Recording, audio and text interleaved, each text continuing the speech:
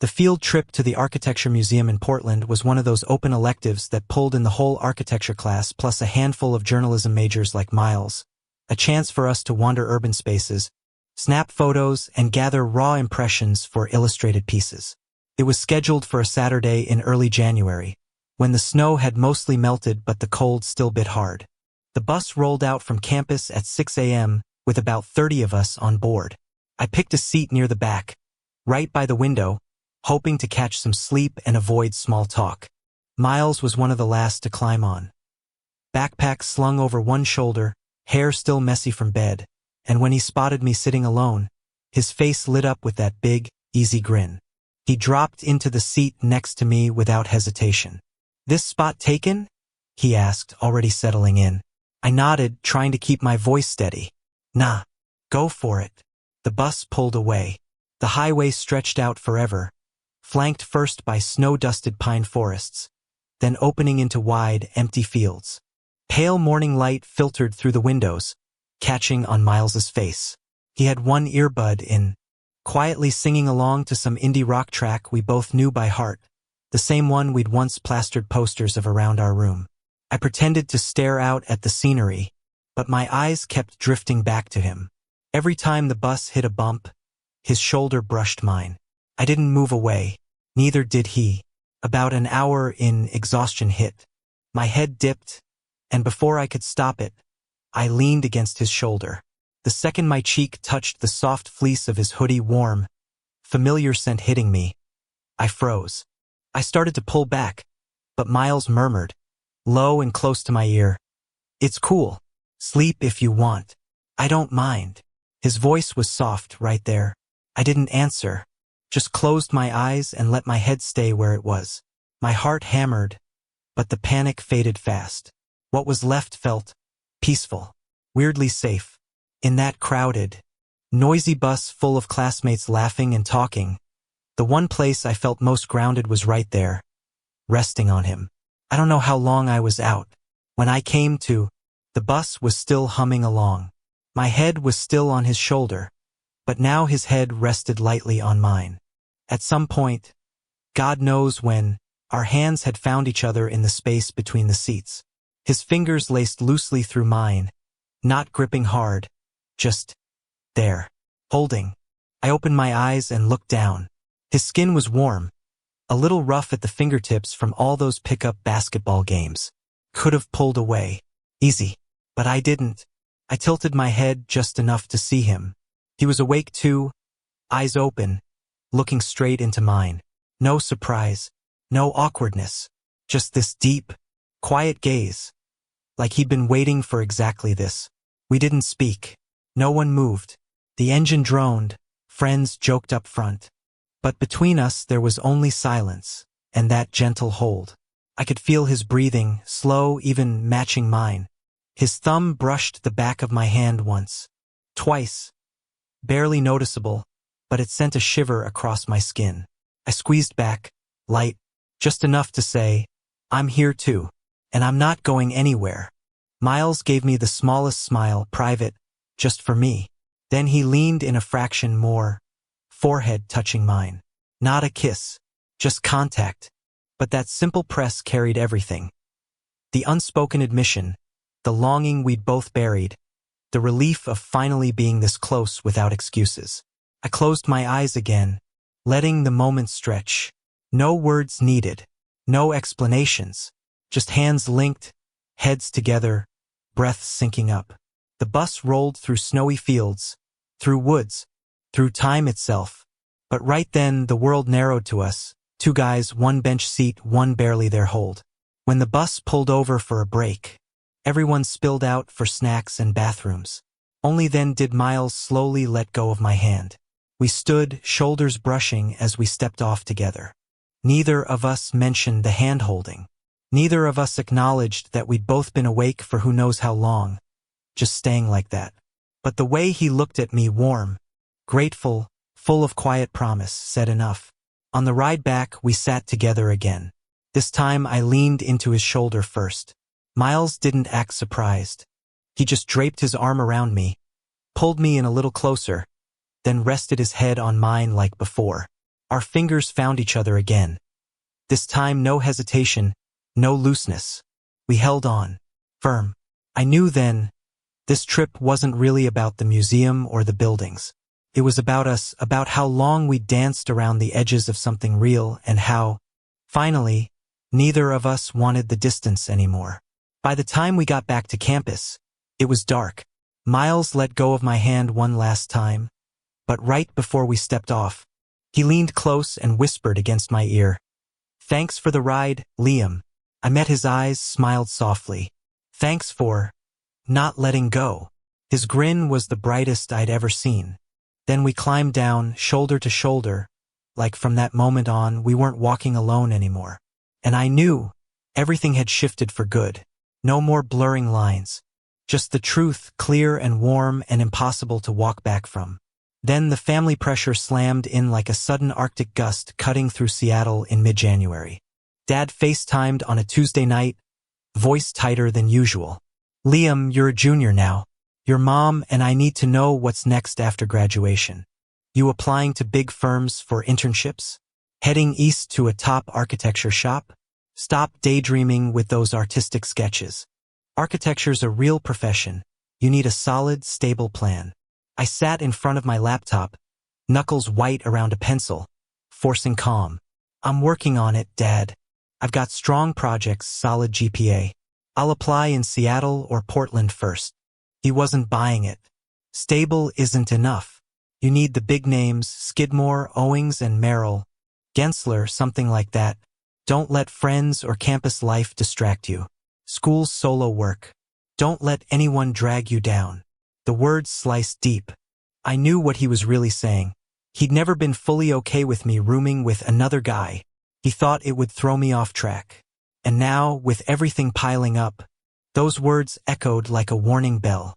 I ended the call and sat there in the dark room. Miles was on his bed, one earbud in, listening to some podcast. He glanced over when I shut the laptop, saw my face, and pulled the bud out. "You okay?" he asked, voice gentle. I didn't answer right away, just nodded vaguely, turned back to my desk, and opened a drawing like I was suddenly productive. But my hand shook. Lines went crooked. Miles sat up, took off the other earbud, and came over, not too close, but close enough that I could feel his warmth. "What's going on? Talk to me." I took a breath. "Family. They're asking about the future. They don't like that I'm staying here long term. They want big firm internships, stable jobs right out of school. They think I'm wasting time on artistic stuff." Miles was quiet for a second. Then he set a hand on my shoulder, light, but it made me tense. "They're worried about you, but you're killing it. I see your projects. You're talented as hell." He meant it, but I couldn't hear it. All I heard was Dad. "Don't let anyone influence you." And suddenly I thought, Miles is influencing me. Not in a bad way, but he makes me lose focus, makes me dream, makes me want to stay in Seattle forever instead of chasing the big East Coast firms my parents expect. I shrugged his hand off. Not hard, but enough that he flinched. "I need to concentrate. I can't just keep doing this." His brows knit. "Doing what?" I looked away, voice dropping. "This. Sitting close. Holding hands. The whole whatever it is. I need space to think. I can't afford distractions." The room went heavy. Miles stood, stepped back. His eyes darkened, no smile left. "So you think I'm a distraction?" I didn't answer, just stared at my broken pencil. Miles let out a long, disappointed breath. "Fine. If you need space, I'll give it. I'm heading out for a bit." He grabbed his jacket and left without another look. The door clicked shut softly, but it rang in my head like a gunshot. I sat alone, staring at the smudged drawing. My chest ached. I knew I'd hurt him, knew I'd just shoved away the one person I needed most. But the fear of failing, of letting my parents down, of everything crashing was louder. That night Miles came back late. He didn't say a word, just climbed into bed and faced the wall. I lay on my side, 30 centimeters between us. The distance I used to think was safe, now pure pain. I wanted to apologize, wanted to say I didn't mean it, wanted to reach for his hand like on the bus. But the words stuck. The next morning we talked, short, polite. No notes. No shoulder bumps. No lingering looks. Just morning and see you. Every time our eyes met, his were quiet sad. Not angry, just hurt. Regret ate at me. I barely slept. I realized the fear of losing my future was nothing compared to losing him. The fear of disappointing my parents was nothing compared to him never smiling at me again. And the fear of rejection, if I ever said how I really felt tiny next to the terror of losing him for good. That evening, when Miles walked in, I stood up and stepped right in front of him. My voice shook. "Miles, I'm sorry." He looked at me, eyes a little red. "For what?" "For pushing you away. For being scared. I'm terrified of things changing. Terrified that if I admit how much I need you, there's no going back." He was quiet. Then he closed the gap. Hand on my shoulder. This time I didn't pull away. "I'm scared too, Liam. Scared you'll pick a path that doesn't include me. But I'm not gonna force anything. I just want you to know I'm here. If you need space, I'll give it. But don't keep shoving me out." I dropped my head, tears slipping free. "I don't want to lose you." He pulled me in soft, warm hug. I hugged back, hard. "I don't want to lose you either." We stood there in our tiny room, the 30 centimeters long gone. That small crack hadn't broken us. It had only shown us how much bigger the fear of losing each other was than anything else. And from that night on, I knew I wasn't pushing him away again. Whatever the future held, whatever my parents said, I'd face it with him. Because he wasn't a distraction. He was the reason I wanted to try harder. That hug, the apology one, didn't lead to some big, drawn-out conversation. We didn't dissect it the next day or the day after. But everything shifted anyway. Not loud, not fast. Just quiet, deep, like the last thin layer of shell between us had finally cracked and was about to give way completely. It was a late Friday night in Seattle. The kind of cold that slices through you. Snow coming down thick and steady outside the window, turning the city into a soft, blurred white painting. Inside our room, only one desk lamp was on, throwing a warm, tired yellow glow across my drafting table. I sat there pretending to finish a sketch, but the pencil hadn't moved in 20 minutes. Miles was stretched out on his bed, hands behind his head, staring up at the ceiling. No music, no phones, just the steady tick of the wall clock and the faint patter of snow against the glass. The silence wasn't awkward. It was heavy with everything we hadn't said yet. Everything that had been building for months. I could feel his eyes on me. Not sneaky glances. Long, steady looks. I tried to ignore it, keep my focus on the paper, but eventually I couldn't. I set the pencil down, swiveled my chair around to face him. Miles sat up slowly, feet touching the floor, elbows on his knees. His eyes never left mine. "Have you ever wondered what would happen if we weren't just friends?" he asked. The question landed soft, like a stone dropped into still water. No splash, no drama, just ripples spreading out, touching everything. My heart slammed against my ribs. Blood rushed in my ears. I opened my mouth, but nothing came out at first. Just quick, shallow breaths. He didn't push. He just waited, eyes catching the lamplight, shining with something raw and patient. I swallowed hard, voice rough. "I think about it every single day." He gave a small nod, like he'd already known. "And what do you think?" I dropped my gaze, fingers gripping the edge of the desk until my knuckles bleached white. "I think, if we stop being just friends, I'll lose you.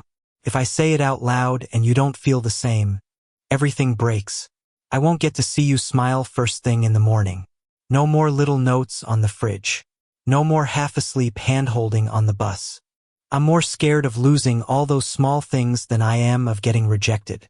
Miles stayed quiet for a long beat. Then he stood, crossed the 30 centimeters that used to feel like a safe buffer but now felt like nothing at all. He stopped right in front of me, close enough that I could smell him. Pine from his shampoo, clean soap, the warm skin scent that was just him. "I'm scared too," he whispered. "Scared that if I say it, you'll walk away. Scared you'll pick the safe route, big firm internship, the life your parents want. Scared I'm not enough to make you stay. But Liam, I can't keep pretending. I can't lie here every night watching you and wondering what if. His hand lifted, fingertips trembling as they brushed my cheek. Warm.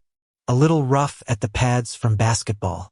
I closed my eyes, let the touch sink in. My pulse was so loud I was sure he could hear it. I'm tired of pretending, I said, voice cracking open. Tired of holding back. Tired of being afraid. I like you, Miles. Not friend-like. Not blurry lines-like. I like you so much that when you smile the whole room gets brighter. When you touch me I want time to freeze. I love you. The words came out plain, shaky. No poetry. Just the truth stripped bare. I opened my eyes, met his. Tears slid down my face. I didn't wipe them away. Miles looked at me, eyes glassy and red-rimmed. Then he smiled, shaky, almost painful with how happy it was. He leaned in, forehead resting against mine, breaths mingling. I love you too, Liam, he whispered. For a long time. Since the day you nodded at that national poster like it was the most important thing in the world. Since the night you swapped out my wet washcloth when I had a fever. Since I caught you sketching me in the library stacks. I love you so much I don't know what I'd do without you. The last bit of space between us dissolved. His hand slid to the back of my neck, pulling me closer. I wrapped my arms around his waist, held on tight. We stood there, foreheads pressed, breaths tangled, in our tiny room while the snowstorm howled outside. No kiss right then. Didn't need one. The moment was already so full it felt like it might burst. His question had shattered the final wall. There was no going back now. Only forward. Miles murmured against my lips. So close I could feel the words more than hear them. From now on, we're not just friends. We're us. I nodded, tears slipping onto his mouth. Us. He brushed them away with his thumb, then pulled me in harder. We stayed like that, clock ticking, snow falling, holding each other like letting go might make the whole thing disappear. That night wasn't some dramatic explosion. It was a quiet breaking open, soft and certain. And for the first time in months I wasn't afraid. Because no matter what came next, whatever my parents said, whatever the future looked like, I wasn't going to lose him. Not ever. He was here. And so was I. The night after Miles asked that question, the dorm room felt the same as always. Quiet, familiar. But the air had changed. No more fragile ice. No more loaded silences full of doubt. Just anticipation now. Soft, trembling. Like we both knew the moment had finally arrived and there was no putting it off anymore. Moonlight slipped through the thin gap in the curtains, painting a silver stripe across the floor that cut right through the 30 centimeters between our beds. I lay on my side, eyes wide open, staring at that stripe, heart beating steady but hard enough that I could feel every thump against my ribs. Miles wasn't asleep either. I heard him shift, then a quiet sigh. He sat up first. The rustle of sheets, bare feet touching the cold floor. He crossed the space, slow, deliberate, no rush, and stopped at the edge of my bed. I looked up. Our eyes met in the dark. His caught the moonlight, shining with everything he wasn't saying. Miles sat on the mattress, close enough that his knee pressed gently against my hip through the blanket.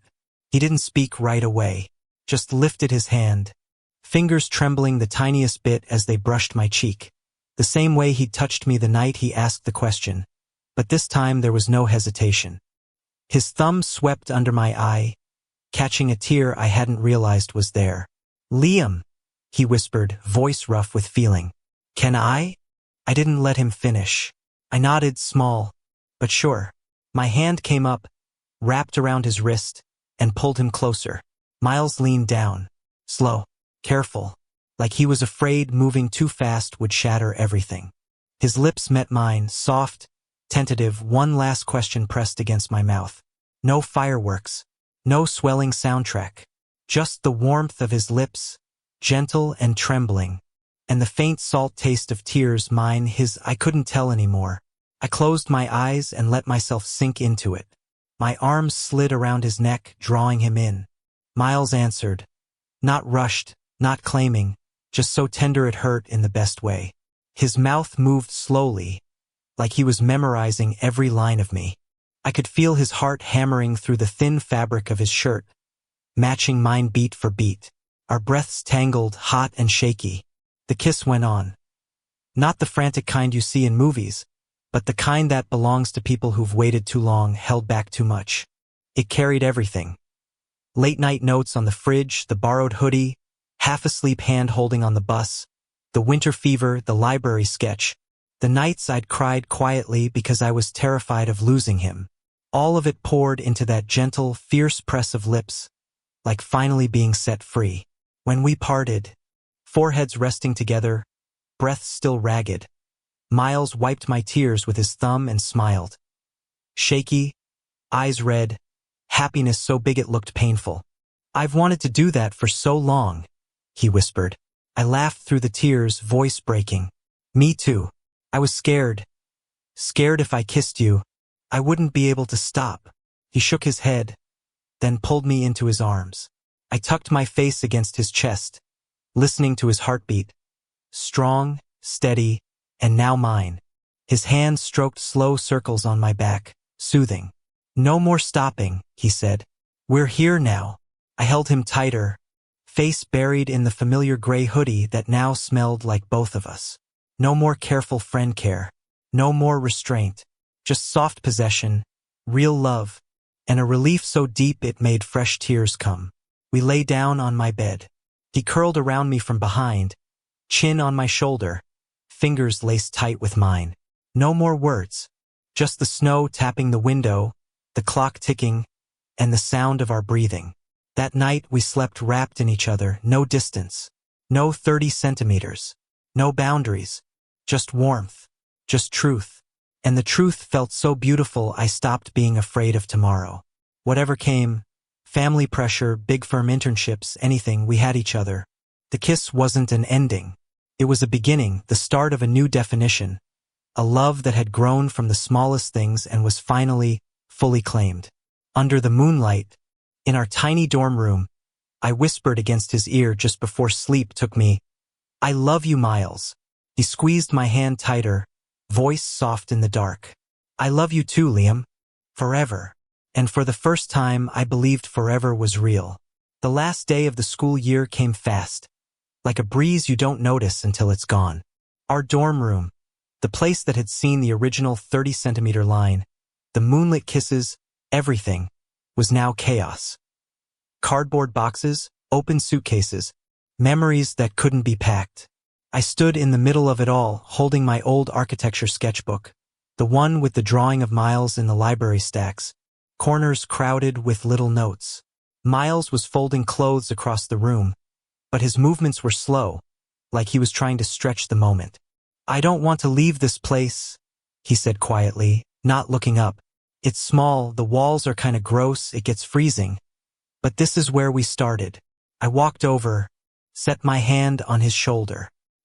He looked up, eyes catching the late afternoon sun slanting through the window. I smiled, gave his shoulder a gentle squeeze. We're not leaving each other, just the room. He nodded, then pulled me close. We hugged right there in the mess. Familiar, warm, no more trembling fear, just certainty. His hands slid down my back, settled at my waist, drew me in tighter. So, what are you doing this summer? He asked, voice teasing but loaded with hope. I rested my chin on his shoulder, murmured against his ear. Staying in Seattle, renting a little apartment near campus, doing an internship at a local architecture studio, and living with you. Miles froze for a second, then laughed, bright, loud, filling the small space. He pushed me back just enough to look me in the eye. For real? You're not applying to New York or Chicago like your parents wanted. I shook my head. I already told them. I need time to finish my degree, to try things here first. They're not thrilled, but they're okay with it. I told them I found a reason to stay. He searched my face, eyes glistening. What's the reason? I lifted my hand, cupped his cheek. You. It's you, Miles. He leaned down and kissed me. Slow, tender, carrying every moment we'd lived through. No holding back, no fear, just love, clear, honest, undeniable. When we broke apart, Miles took my hand, laced our fingers together. We looked around the room one last time. The national poster still on the wall, the gray hoodie on its hook, the faint tape line on the floor, remnant of a boundary long gone. We'll have a real apartment, he said. Bigger living room, kitchen so I can make you Texas-style tacos. And one big bed, no more 30 centimeters. I laughed, squeezed his hand. One big bed. And every morning I'll wake up and you'll be right there. No more sneaking looks. Miles tugged me to the window, cracked it open. Summer air rushed in, fresh-cut grass, warm sun. We stood together, hands linked, looking down at the emptying campus. Students wheeling suitcases, waving goodbyes. But we weren't in a hurry. He turned, pressed a soft kiss to my forehead. You ready, architect? I nodded, smiling. Ready, journalist. We went back to packing the last things. When the final suitcase was zipped, Miles paused, looked at me. This isn't the end of the story, right? I shook my head, gripped his hand tighter. No, this is a new chapter. Our chapter, no more roommates, no more just friends. Just Liam and Miles. Boyfriends, partners, everything. His smile was the brightest I'd ever seen. Then we walked out the door. Not as two strangers who'd shared a room, but as two people who'd found each other among 1,000 possibilities. We held hands down the hallway, down the stairs, out of the dorm. Seattle's summer sun poured down, warm and golden. Ahead was a whole summer, mornings waking up tangled together, shared sketches, articles he wrote that I illustrated, road trips, kisses, quiet I love yous that didn't need words. At the campus gate, Miles stopped, turned to me. I love you, Liam. My heart felt too full. I love you too, Miles. Forever. We kept walking, hand in hand, under a wide blue sky. Our story didn't end here. It was just beginning, with a new definition, beautiful and completely ours. And I wasn't afraid of the future anymore, because the future had him in it. And that was enough.